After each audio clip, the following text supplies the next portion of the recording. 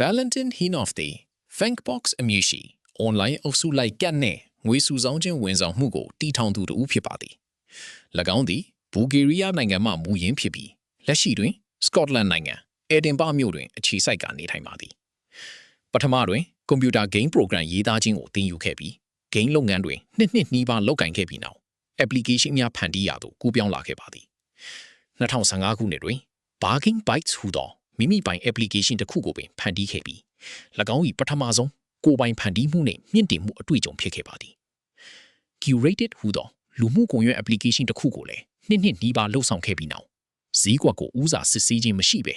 တိဆောက်ခြင်းနှင့်ဝင်ငွေရှာခြင်းသို့မဟုတ်အသုံးပြုသူယာယူခြင်းဗျူဟာများရှင်းလင်းစွာမရှိခြင်းတို့သည် startup လုပ်ငန်းများတွင်တင်ယူရမည့်ခက်ခဲသောသင်ခန်းစာများဖြစ်ကြောင်းသိရှိခဲ့ရသည်ဟုဆိုပါသည် UK တွင်ရုံးပိတ်ရက်အထိမ်းအမှတ်ပွဲများကျင်းပသည့်ယဉ်ကျေးမှုများစွာရှိပါသည်အဖွဲ့များမှရုံးမှထွက်ခွာသူများမွေးနေ့များသို့မဟုတ်လုပ်ငန်းသက်တမ်းပြည့်ပွဲများကဲ့သို့သောအခါသမယများတွင်စက္ကူကပ်များဝယ်ယူကာလက်မှတ်ရေးထိုးလေရှိပါသည်၎င်းလုပ်ငန်းစဉ်သည်ရှုပ်ထွေးမှုများစွာရှိခဲ့သည်ကိုတွေ့ရှိရသည်ဟုဆိုပါသည်2019ခုနှစ်နိုဝင်ဘာလတွင်ဤကဲ့သို့သောအခါသမယတစ်ခုတွင်အွန်လိုင်းမှတဆင့်ပိုမိုကောင်းမွန်သည့်နည်းလမ်းတစ်ခုရှိရမည်ဟု၎င်းကတွေးမိခဲ့သည်ရှာဖွေကြည့်သောအခါ message နှင့်ငွေစုဆောင်ခြင်းနှစ်မျိုးလုံးကိုလွှမ်းခြုံနိုင်သည့်ဝန်ဆောင်မှုမရှိသည်ကိုတွေ့ရှိခဲ့ရသည်သို့သောထိုအချိန်ကအချိန်မပေးနိုင်သည့်သဖြင့်ခေတ္တရပ်နားထားခဲ့ရတယ်2020ခုနှစ်မတ်လတွင် COVID-19 ကပ်ရောဂါကြောင့်လူတိုင်းအဝေးမှအလုပ်လုပ်ကြရချိန်တွင် Thankbox ကိုလှုပ်ဆောင်ရန်အကောင်းဆုံးအချိန်ဖြစ်သည်ဟု၎င်းကတွေးမိခဲ့ပြီး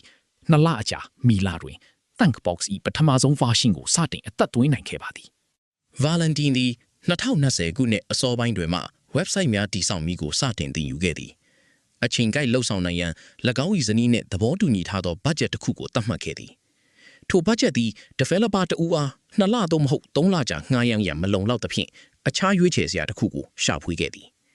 ၎င်း၏မိတ်ဆွေတဦးဖြစ်သူ Joe Bridger နှင့်ပူးပေါင်းခဲ့ပြီး Joe က Thankbox သတ်မှတ်ထားသောဝင်ငွေပမာဏသို့ရောက်ရှိပါကတစ်နှစ်ကြာလစဉ်အမြတ်ဝေစုရရှိမိအစီအစဉ်ကိုကမ်းလှမ်းခဲ့သည်ဒီဇိုင်နာတဦးကိုငွေပေးချေခြင်းသည်၎င်း၏ကနဦးရင်းနှီးမြှုပ်နှံမှုတွင်$1000ခန့်ကုန်ကျခဲ့သည်ဟုဆိုသည်2020ခုနှစ်မတ်လလယ်တွင်စတင်တည်ဆောက်ခဲ့ပြီး scope ကိုအတက်နိုင်ဆုံးလျှော့ချကာ2လပေမပြည့်မီ2020ခုနှစ်မေလ9ရက်နေ့တွင်ထုတ်ကုန်ကိုစတင်မိတ်ဆက်နိုင်ခဲ့ပါသည် Valentine သည်2020ခုနှစ်မတ်လတွင်လုပ်ငန်းစတင်ကတည်းက Thankbox အကြောင်းကို၎င်း၏Twitter နှင့် LinkedIn တို့တွင်စတင်တင်ခဲ့ပါသည်ပထမဆုံးရောင်းချမှုမှာ၎င်း၏တက္ကသိုလ်တငယ်ချင်းဖြစ်သူ Ubisoft မှဖြစ်ပြီးထိုသူ၏အဖွဲ့သားများက Thankbox ကိုအလွန်နှစ်သက်ခဲ့ကြသည်ပထမလတွင်6ကြိမ်ရောင်းချခဲ့ရပြီးအများအပြားသောတုံ့ပြန်ချက်များရရှိခဲ့သည်ပထမဆုံး Thankbox ကိုဝယ်ယူခဲ့သူ Ubisoft မှတငယ်ချင်းကြောင့်ထိုကုမ္ပဏီတစ်ခုထဲမှအယောင်20ကျော်ရရှိခဲ့သည်2020ခုနှစ်ဇူလိုင်လမှအောက်တိုဘာလအထိ Facebook နှင့် LinkedIn ကြော်ညာများပြိုင်ပွဲများငွေပေးချေရသော blog post များကဲ့သို့သောနီလန်အမျိုးမျိုးကိုစ조사ခဲ့တော့လဲအလုံးမဖြစ်ခဲ့ပါအောက်တိုဘာလတွင်စင်းသက်ရစာမျက်နှာကိုပြန်လည်ဒီဇိုင်းဆွဲပြီး$300အကုန်အကျခံကရှင်းလင်းပြသသောဗီဒီယိုတစ်ခုကိုဖန်တီးခဲ့သည်ထို့နောက်ရှာဖွေရေးကြော်ညာများကိုစတင်စမ်းသပ်ခဲ့ရမှလုပ်ငန်းသည်ရုတ်တရက်တိုးတက်လာခဲ့ပါသည်အောက်တိုဘာလတွင် Thankbox 29ခုနိုဝင်ဘာလတွင်168ခုနှင့်ဒီဇင်ဘာလတွင်900နီးပါးရောင်းချခဲ့ရသည်ဟုဆိုပါသည် Thankbox တွင်ရိုးရှင်းသောတိုက်ရိုက်ရောင်းချမှုစီးပွားရေးပုံစံရှိပြီး Thankbox တစ်ခုလျှင်$9.99ပေးချေရပါတယ်အသုံးပြုသူများကတ်စတန်ရန်ငွေပေးချေရန်မလိုအပ်သလိုမှတ်ပုံတင်ရန်လည်းမလိုအပ်ပဲ၎င်းတို့၏အီးမေးလ်ကိုသာတောင်းခံကာစီမံခန့်ခွဲရန် link ပို့ပေးပါတယ်၎င်းတို့ကပ်ပို့ရန်အဆင်သင့်ဖြစ်မှငွေပေးချေရပါတယ်အသုံးပြုသူများ Thankbox တစ်ခုဖန်တီးပြီး message 2ခုအနည်းဆုံးရရှိသည်နှင့်90%ကျော်မှဝယ်ယူရန်ဆုံးဖြတ်လေ့ရှိသည်ဟုဆိုပါတယ်2020ခုနှစ်မေလတွင်စတင်ခဲ့ပြီးနိုဝင်ဘာလအထိတည်ငြိမ်စွာတိုးတက်ခဲ့ကာထိုအချိန်မှစ၍အလင်းအမြန်တိုးတက်လာခဲ့ပါတယ်အောက်တိုဘာလတွင်တစ်လတင်$190ခန့်မှနိုဝင်ဘာလတွင်$1000သို့တက်လာခဲ့ပြီးဒီဇင်ဘာလလယ်တွင်$2.6000ခန့်အထိရောက်ရှိခဲ့ပါတယ်အကောင်းဆုံးတစ်ရက်တွင်$940ရရှိခဲ့ပြီး၎င်းတိဆောက်ခဲ့ဘူးသမျှထုတ်ကုန်များထဲတွင်အအောင်မြင်ဆုံးဖြစ်ခဲ့သည်ဟုဆိုပါတယ် Valentine ရင်ဆိုင်ခဲ့ရသောအကြီးဆုံးစိန်ခေါ်မှုများထဲမှတစ်ခုမှာငွေစုဆောင်ခြင်းခန္ဓာကိုမိတို့ကင်တွယ်ရမည်ဆိုသည်ပင်ဖြစ်ပါသည်အသုံးပြုသူများမှစုဆောင်ထားသောငွေများကိုလက်ဆောင်ကပ်အဖြစ်မိတို့ပြောင်းလဲပေးရမည်ကိုစဉ်းစားခဲ့ရသည် Stripe ကိုအသုံးပြု၍ငွေစုဆောင်နိုင်တော်လဲလက်ဆောင်ကပ်အဖြစ်ပြောင်းလဲရန်ဝန်ဆောင်မှုတစ်ခုကိုရှာဖွေရန်ရက်သက်တပတ်များစွာအချိန်ယူခဲ့ရသည်ဟုဆိုပါသည်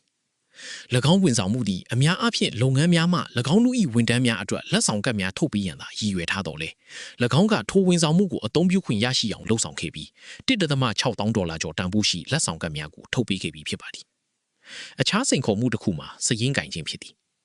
ငွေစုဆောင်ခြင်းလုပ်ငန်းများနှင့်ပတ်သက်သောကြောင့်စည်ရင်းများကိုစနစ်တကျထိန်းသိမ်းရန်လိုအပ်ခဲ့သည်စည်ရင်းကင်တအူးနှင့်တိုင်ပင်ဆွေးနွေးခဲ့ပြီးနောက်စည်ရင်းကင်အစီရင်ခံစာများဖန်တီးရန်ကိုပိုင်တူးတစ်ခုကိုပင်ရေးသားခဲ့သည်ဟုဆိုပါသည်လုပ်ငန်းစတင်သူများအတွက်သင်ခန်းစာများစွာကိုခက်ခဲသောနည်းလမ်းဖြင့်သင်ယူရမည်ကိုလက်ခံရန် Valentine ကအကြံပြုခဲ့ပါသည်အခြားသူများ၏အမှားများကိုမပြုလုပ်ရန်တတိပေးထားတော်လဲမလွဲမရှောင်သာမှားယွင်းမှုများရှိလာနိုင်သည်ဟုဆိုပါသည်မိမိ၏အောင်မြင်မှုများနှင့်အခက်အခဲများကိုမိမိကိုချစ်ခင်ထောက်ခံသူများနှင့်ဝေမျှရန်လည်းအရေးကြီးပါသည်၎င်းအတွက်၎င်း၏ဇနီးတဲ့အလွန်အရေးကြီးသောပံ့ပိုးမှုဖြစ်ခဲ့သည်ဟုဆိုပါသည် Startup တစ်ခုတည်ဆောက်ခြင်းလုပ်ငန်းစဉ်သည်ပျော်ရွှင်စရာဖြစ်တင်ကြောင်းလည်းတတိပေးခဲ့ပါသည်အနာဂတ်ရည်မှန်းချက်များအနေနဲ့ Premium Thank Box အဆင့်ကိုစတင်ရန်လုပ်ငန်းများအတွက်လစဉ်ကြီးပေးသွင်းမှုများထည့်သွင်းရန်တင့်လျော်သောဖောက်သည်ပံ့ပိုးမှုစနစ်တစ်ခုထူထောင်ရန်နှင့်2021ခုနှစ်တွင် Thank Box ကိုအချိန်ပြည့်လှုပ်ဆောင်ရန်ရည်မှန်းထားသည်ဟုဆိုပါသည်